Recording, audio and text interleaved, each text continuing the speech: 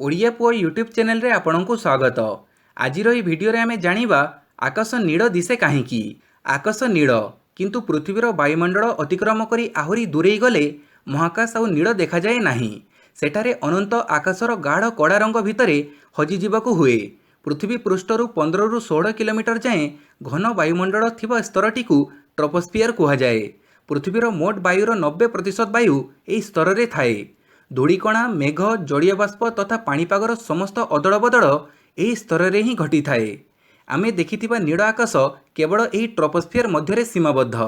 सूर्यालोक पृथ्वी को आसीबा बाटरे यही वायुमंडलर असंख्य गतिशील अणु परमाणु जड़ीय बाष्प और धूलिकणा देहरे बाधा पाए। विभिन्न पदार्थ द्वारा विभिन्न वर्णर आलोक अवशोषित प्रतिफलित बा विच्छुरित होइथाए। जो वर्णर आलोकर तरंग दैर्घ्य जेते कम ता सेते अधिक विच्छुरित होइथाए।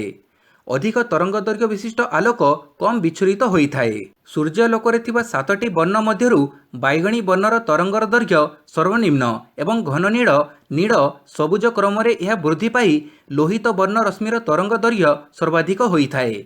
बैगणी रश्मिर तरंग दैर्घ्य 3900 रु 4400 आंगस्ट्रम, घन नीलर 4400 रु 4900 एवं नील रश्मिर तरंग दैर्घ्य 4900 रु 5100 आंगस्ट्रम।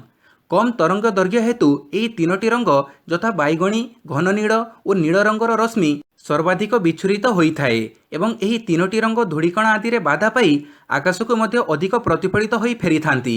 यही तीनोटी रंग मिसी सामग्रिक भावे नील देखा जांती, अथच आमे धारण करू आकाश नील। एहा थिला आकाश नील देखा जिबार कारण। आशा करे यही भिडियोटी आपनको निश्चय भल लागिथिबो। भिडियोटी पसंद आसिले एहाकु लाइक करिवे, आपणक सांगमानक सहित शेयर करिवे, आउ एमिति मूल्यवान